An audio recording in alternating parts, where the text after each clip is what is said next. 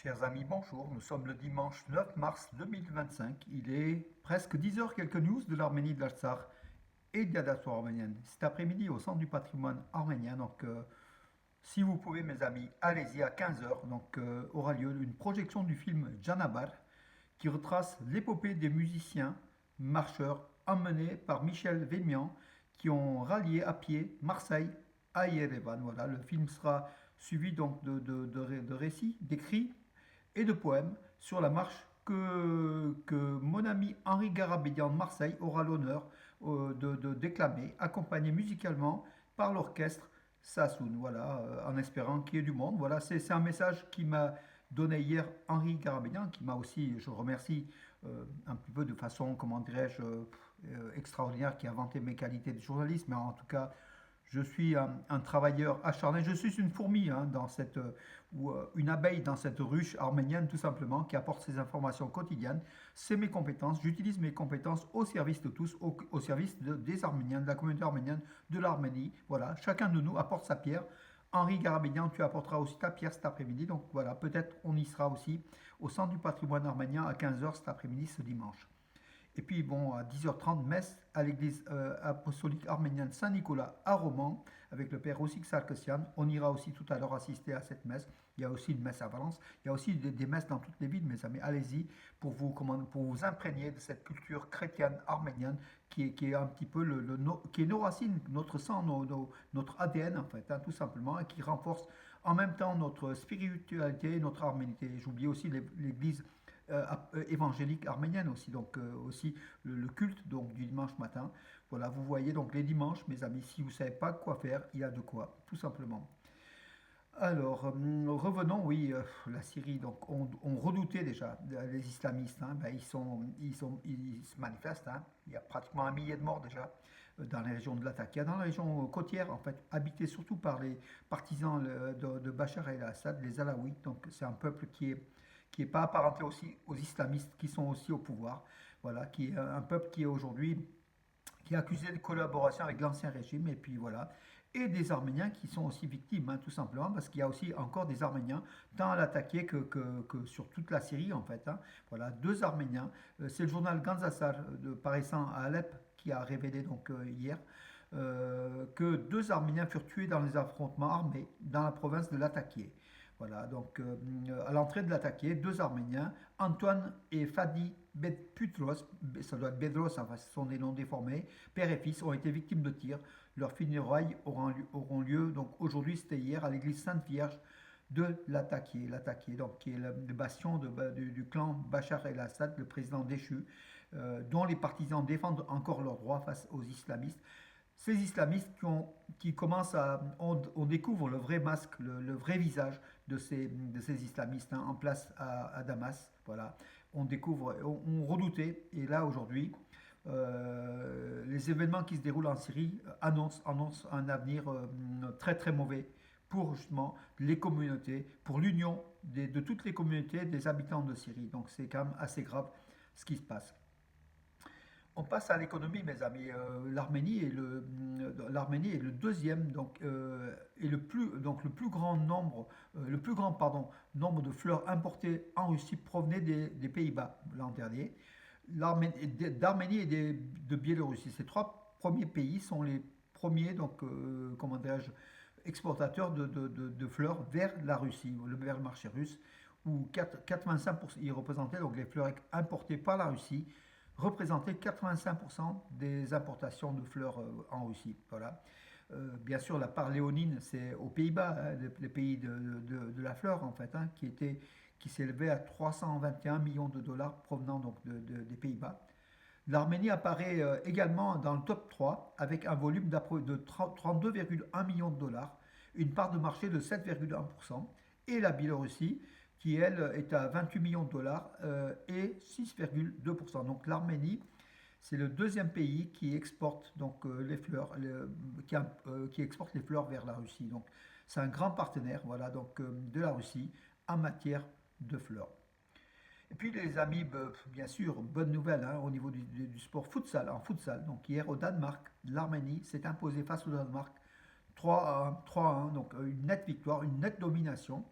L'Arménie est en tête en fait hein, dans le groupe 6 des éliminatoires de l'Euro 2016 de futsal de l'UEFA.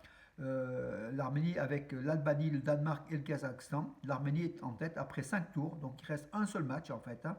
L'Arménie a 13 points, devant le Kazakhstan qui a 10 points, donc qui est juste derrière. Et justement le 12 mars, Arménie-Kazakhstan. Donc un match hyper important, un match nul suffit à l'Arménie d'être qualifiée en phase finale de l'Euro 2026 de futsal, hein. Donc on est à un pied donc, de qualification.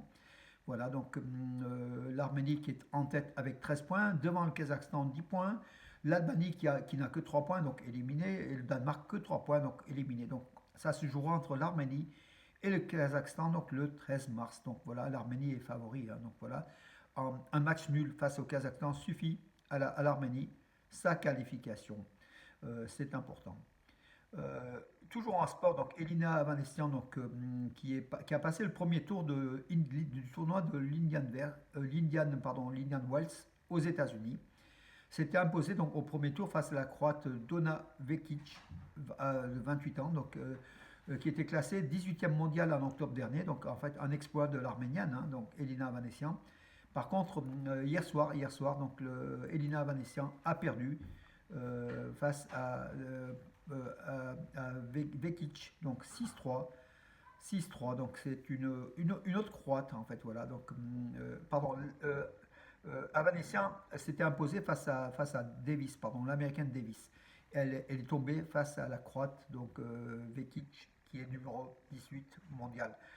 Voilà, donc l'arménienne est 39e mondiale, elle est donc 6-3, 6-3, elle a été éliminée du tournoi de l'Indian Wells. Donc en toute logique, dommage qu'il n'y a pas eu un exploit. On attend toujours un exploit de sa part.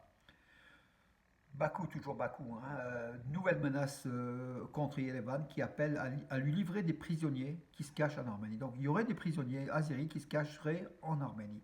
Donc le Bakou inverse, c'est du fake, hein, inverse les tendances, alors que Bakou a des prisonniers de guerre politico-militaires arméniens qui sont aujourd'hui en procès, notamment donc, Vartanian, hein, donc, Rupen Vartanian, l'ex-ministre d'État de la République d'Artsakh, pour renverser la tendance, parce que toutes les organisations internationales accusent l'Azerbaïdjan pour ce faux procès fallacieux fabriqué de toutes pièces contre les dirigeants arméniens de l'Artsakh.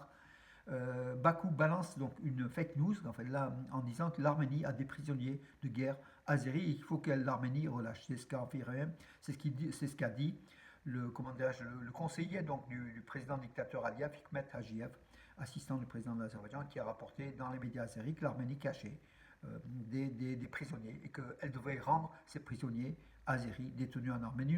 On n'est pas au courant du tout, hein. Voilà, donc encore une nouvelle fois une information fausse pour essayer comment Bakou essaye de se tirer d'affaire en balançant des fake news de ce type-là. On est habitué. Hier matin, il y a eu un séisme relativement puissant à 6 km au nord-est de Splitak, hein, donc je crois que c'était donc oui 6 non pardon 4,7 sur l'échelle de Richter, donc c'est assez important, ressenti dans tout le nord de l'Arménie. Il n'y a pas eu de victimes, fort heureusement, et quelques dégâts matériels sur des murs lézardés, donc pas grand-chose, notamment à Artik, hein, la ville d'Artik, dans la région de Chilak, où justement des plaques, des morceaux de briques ont décollé des bâtiments, tout simplement, hein. Il y a eu 45 répliques suite au séisme, hein, donc d'hier matin, qui était assez puissant. Et puis voilà, donc pas de victimes à signaler, ni de blessés, hein. Voilà donc aussi une bonne nouvelle. Voilà, écoutez mes amis, je crois que j'ai fait le tour de l'actualité. Je regarde au niveau des news qui sont peut-être tombées donc, ce matin que je n'ai pas vu. Visite d'Alat Mezoyan à New Delhi, voilà, donc c'est une bonne chose, hein. Donc aussi les rapprochements entre Yerevan et New Delhi au niveau de l'armement, du partenariat militaire. Le patriarche arménien de Constantinople est en visite à Echmiadzin. Je vous donne des titres, hein. L'Arménie, sacrée destination de l'année pour l'aventure au PAT WA International Travel Awards 2025. Donc voilà, l'Arménie est aussi un pays de tourisme, hein, voilà. Le Catholicos Karakin II qui reçoit le bureau de la FR Ratashnaktun à Saint-Echmiadzin. L'Arménie est soit l'allié de la Russie, soit le vassal de la Turquie, c'est ce qu'a déclaré un ancien député du Parti républicain d'Arménie, Edouard Sharmazarov. Voilà, donc aussi, voilà. Eh bien, écoutez, mes amis, j'ai fait le tour de l'actualité pour ce dimanche. En tout cas, je vous souhaite une bonne journée, un bon dimanche, et puis en espérant de bonnes infos. Tout à l'heure, donc, église arménienne Saint-Nicolas, Soup Nikoraios à Romans, et puis à 15 heures, sans doute, au centre du patrimoine arménien, pour suivre le parcours de Djanabal. Djanabal, ça veut dire la route, hein, un parcours entre Marseille et Yerevan par des jeunes Arméniens de France. Et bravo à eux, avec de la musique associée tout cela. Donc voilà, bravo, bravo tout simplement. On encourage toutes les initiatives visant à développer les relations entre la France et l'Arménie, puis à développer aussi l'Arménité et l'Arménie et la communauté arménienne, redonner un dynamisme et aussi donner quelque chose aussi à l'Arménie, tout simplement. L'Arménie sans sa diaspora, c'est plus l'Arménie, tout simplement. Voilà mes amis, bon dimanche.